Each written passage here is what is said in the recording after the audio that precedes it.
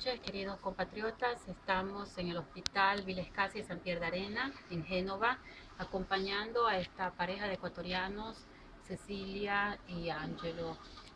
Quiero decir que de todos los casos que sabemos de menores arrebatados a nuestros compatriotas, este es un caso muy dramático. Cecilia nos cuenta que ella llegó con tantos sueños e ilusiones, como todos nosotros, a Génova.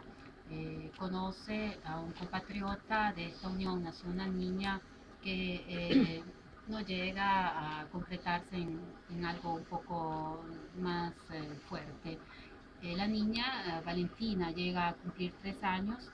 En ese tiempo conoce a Angelo, se enamoran, hacen un proyecto de vida juntos y deciden eh, contraer matrimonio y procrear otros hijos. Lamentablemente, el destino a veces nos tiene sorpresas, situaciones en las cuales nosotros nunca imaginamos que podríamos algún día ser parte, una verdadera pesadilla. Un día del año pasado se tiene que presentar en la cuestura, que es la policía de inmigración, por sus documentos. Vienen llamados a presentarse en la oficina de la policía sin saber lo que estaba sucediendo. Le viene comunicado que Valentina venía alejada del ambiente familiar y que en ese momento, mientras ellos están en la oficina de la policía de inmigración, contemporáneamente Valentina viene alejada de las asistentes sociales. No hay una denuncia, no hay un proceso penal, no hay una pericia psiquiátrica, ni siquiera hay un real proceso dentro del Tribunal de Menores. Por supuesto, como todos nosotros eh, que nos ha tocado enfrentar este tipo de situaciones, nos ha tocado vivirlos impreparados con la ley italiana. Quisiera, ¿quién mejor que Cecilia cuente el drama que están viviendo en estos momentos de ellos? ¿Cómo empezó todo esto? Sí, como dijo usted, el 29 de marzo de 2013 nosotros nos presentamos en Cuestura, que es la policía, en el cual me comunicaban que mi hija era ya alejada de la escuela por las asistentes sociales. Como decía usted, no nos hicieron ningún juicio, a mi marido no le hicieron ningún juicio, simplemente nos dijeron que la niña no regresaba a la casa y que nosotros nos podíamos ir a la casa, que le llevemos la ropa a mi hija, que le llevemos sus cosas al comune. Y hicimos así, yo me encontraba desesperada en ese momento al saber que mi hija no regresaba a la casa. La vi por 5, 6 veces, la pude ver, pero siempre con un asistente social. Yo no podía hablar con ella tranquilamente porque siempre el asistente social estaba presente. Pero varias veces mi hija me dijo que quería regresar a la casa, que mami hazme regresar a casa, pero cuando veía que yo podía conversar con mi hija, el asistente social nos interrumpía. Después ya no pude ver a mi hija, son 8 meses que no la veo. Yo me encontré embarazada y el 21 de enero del 2014 yo estaba haciéndome un control en el hospital porque tenía 8 meses y 2 semanas de embarazo. Y estaba tranquila, mi embarazo iba bien, hasta cuando yo recibí una llamada que eran unas asistentes sociales que querían el número de mi marido. Yo se lo di tranquilamente, yo pensaba que era de mi hija. Yo le pregunté si se trataba de mi hija, me dijeron que ellos no me podían dar ninguna clase de información. Yo le di tranquilamente el número de mi esposo y después de unos minutos me enteré que mis hijos ya no regresaban a la casa, que estaban en ese momento retirándole a las asistentes sociales. Y yo me desesperé, salí corriendo del hospital. Cuando yo estaba saliendo del hospital me sentí dos personas, dos policías que me detuvieron, que me enseñaron el carnet, que eran policías, y al frente mío habían dos más, eran 4, y 2 asistentes sociales que me hicieron sentar y me comenzaron a leer que mis hijos no regresaban a la casa, que en ese momento estaban siendo retirados de la escuela porque yo no era una madre adapta, no sabía proteger a mis hijos, que yo no estaba adapta para crecer a mis hijos. Yo me desesperé en ese momento, comencé a llorar, a desesperarme. Después que ellos me dieron todo eso, se fueron tranquilamente. Me dejaron ahí, estuve acompañada de una hermana y una amiga de mi hermana. Y yo lo que hice, coger un taxi, tratar de llegar a la escuela para ver si alcanzaba a mis hijos, tratar de evitar que se lo llevara. En ese momento me encontré con mi esposo, que también estaba haciendo lo mismo, pero ya era demasiado tarde, ya mis hijos no estaban en la escuela. Lo que hicimos fue abrazarnos y desesperarnos, que no sabíamos qué hacer. En ese momento escuché que yo comencé a perder el agua fuente.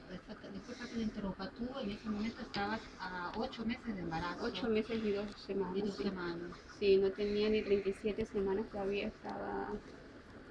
Y en ese momento escuché que se me comenzaba a perder el agua fuente, llamaron a la ambulancia, ellos me trajeron, me atendieron de emergencia, pero yo escuchaba todo, sabía lo que estaba pasando en mi alrededor, me pusieron calmantes, me trataron de tranquilizar, de hacerme dormir, pero yo con lo que estaba desesperada yo no podía dormirme. Y decían que yo ya había perdido todo el agua fuente, que mi hija adentro estaba sin agua, sin nada. Y me comenzaron a poner antibióticos para la infección. Para la infección, todo ese tiempo, fin que no nació mi hija, me ponían inyecciones, cada 3 horas me ponían inyecciones, hasta cuando finalmente mi hija nació el 23 de enero a las 4 de la mañana. Mi hija nació en un estado de un color extraño. Cuando ella nació le tuvieron que poner oxígeno, reanimarla, porque mi hija nació en un estado que creo que no era normal. Y así le pusieron un tiempito en la incubatrice. Y después de 3 días me comunican que mi hija no regresaba conmigo, no podía salir del hospital, porque la misma historia de siempre, que ellos decían que yo no era una madre adulta, que yo no era capaz de crecer a mis hijos. Ángelos, tengo entendido que ustedes en la desesperación, el instinto les dijo, ¿no? Somos extranjeros, busquemos a alguien que nos pueda tutelar, dar una mano, un sitio donde protestar. Porque yo, amigos, que ustedes me están escuchando, yo pienso que una persona que es un delincuente, una persona perversa, una persona que sabe de haber cometido un delito tan grande, no creo que en su conciencia busque ayuda. Ellos buscaron la sede consular diplomática más cercana porque en Génova existe un consulado de Ecuador y por favor cuéntenos con sus palabras. Llamamos a lo más pronto posible, llamamos al consulado, llegó de inmediato, después de 10 minutos, llegó la cónsul, llegó al hospital, adentro habló con mi señora, estaba adentro y mi señora después de que ella se fue, le pregunté qué había pasado y me dijo que la cónsul le había dicho que si queríamos recuperar a los bebés era mejor que se separara, porque si ella estaba segura de su marido, de lo que estaba pasando. Y pasó eso y después se fue y después no sabíamos qué hacer.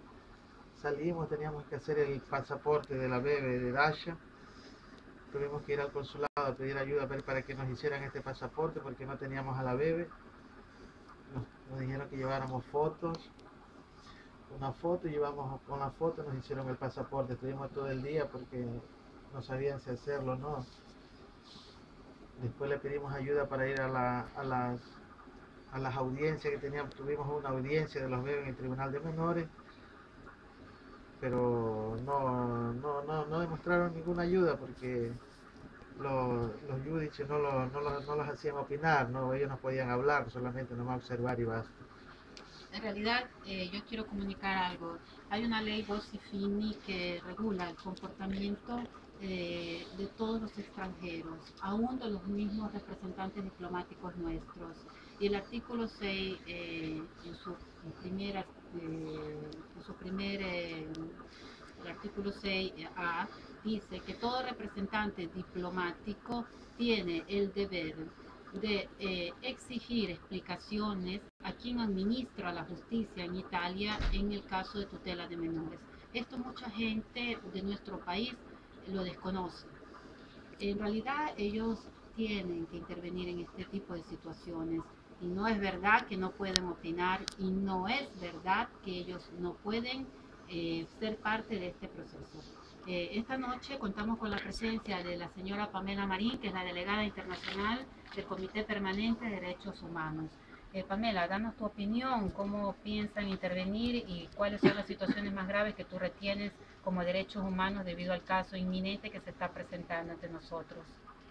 Bueno, en realidad hemos tenido que intervenir como Comité Permanente de los Derechos Humanos y como delegada internacional, porque realmente no es posible que nosotros como ecuatorianos, que nos encontremos en cualquier territorio del mundo, estemos como estamos. En realidad estamos muy desesperadas, no solamente por el caso de Cecilia, porque estamos hablando de cinco niños. Sobre todo Máximo Humano es el último, de apenas poquísimos días, se lo arrebataron del brazo, del pecho de una madre desesperada. Sin un proceso. Sin ningún proceso, sin nada. No solamente esto, vemos muchos casos que en realidad hemos tomado carta del asunto. En este momento, el director del Comité Permanente de los Derechos Humanos, doctor Giovanni Jaramillo, ha tomado carta del asunto, llegará dentro de poco acá en Italia, porque realmente este es un proceso que ha sido hace mucho tiempo y que no han tomado carta al asunto. Nosotros, como directiva, como delegada de los derechos humanos, tomaremos carta del asunto.